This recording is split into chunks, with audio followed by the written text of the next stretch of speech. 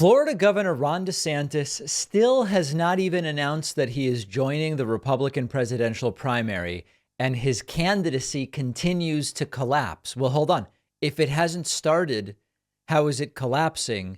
The answer is recent polling. You have to see this. It's actually, I don't know that we've ever seen anything like this. The green line on your screen pointing down is Ron DeSantis's polling. And I'll give you the numbers if you're just listening today. The purple line near the top is Donald Trump's, which continues to climb. Something happened right around March 28th, 29th, 30th that has sent Donald Trump's Republican polling up and Ron DeSantis's Republican polling down. And this just so happens to have been the moment where we learned Donald Trump would be indicted and arrested. Yes, I continue to believe that the arrest and indictment of Trump does nothing for him if he makes it to the general election in November of 2024.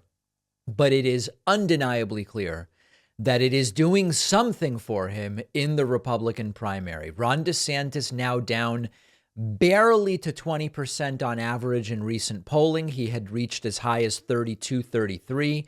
And Donald Trump continues to climb, now holding 55% of the Republican primary ballot. Understanding also that a bunch of the support is among people who aren't even running at this point in time. Mike Pence has nearly 6%, but he's not running, at least not right now. Tim Scott has 2%, has not yet announced a candidacy. Larry Elder has 1 point. Chris Christie has 1 point. Christie may run. Hutchinson just shy of 1 point. And Sununu 0.7 of a point. So what does this mean? Well, this means that unless Ron DeSantis can take support from people currently supporting the failed former president Donald Trump, he has no path to the nomination. Even if Ron DeSantis scoops up every bit of the non-Trump vote, that only gets him to 45% of the Republican primary ballot.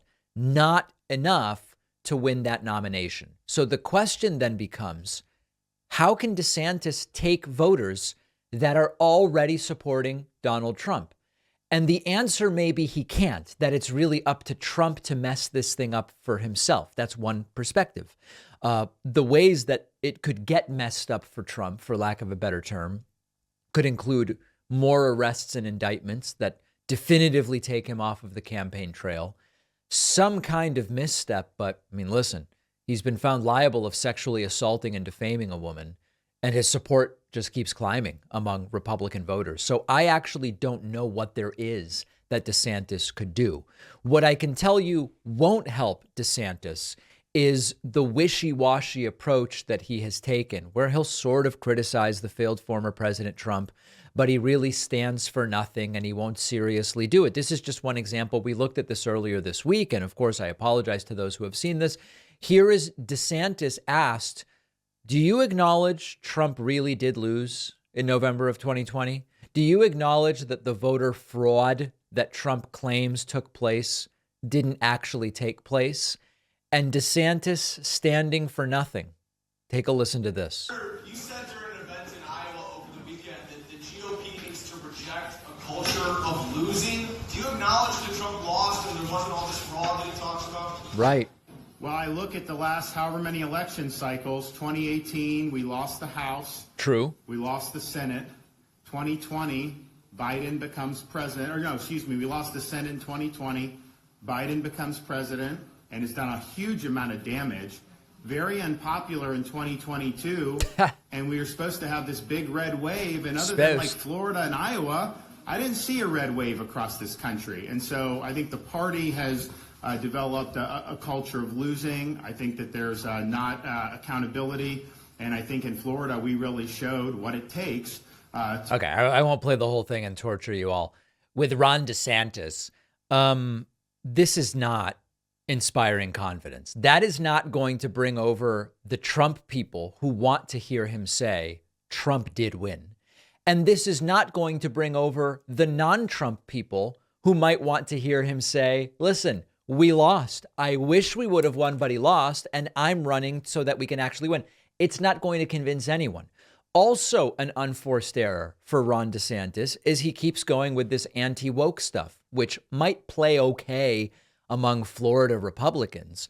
But when you poll the country is not anti-woke in the way that Ron DeSantis is acting as they are. Here is DeSantis yesterday talking about banning gender studies. What this bill is saying is, some of these niche subjects like critical race The word is niche, sir. Niche. theory, other types of Niche. DEI infused courses and majors, Florida's getting out of that game. If you want to do things like gender ideology, go to Berkeley, go to some of these other places. That's fine. It's fine. Yeah. And by the way, I understand that both niche and niche are acceptable pronunciations in 2023 for that word. The country has been polled, okay? And it's not at all evident that just because Youngkin won in Virginia on this, anti-woke campaign platform, and because DeSantis did well in Florida, it is not at all clear that that is going to win you a presidential election or even a Republican primary nationally, because for the most part, the country, by roughly a 60-40 margin, is on the woke side of things. So to get back to our question, you look at the numbers, you see the DeSantis collapse.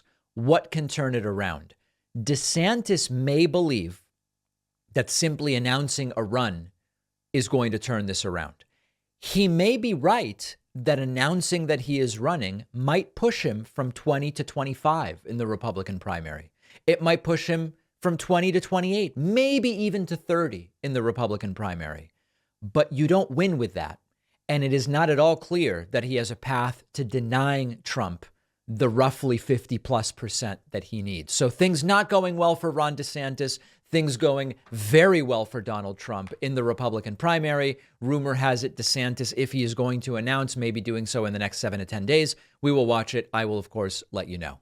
One of our sponsors today is Bon Charge. I have always enjoyed dry saunas. You get in there, your heart rate is up, dilates the blood vessels, can soothe achy joints and muscles. It's relaxing. It's just a great way to remove a little stress.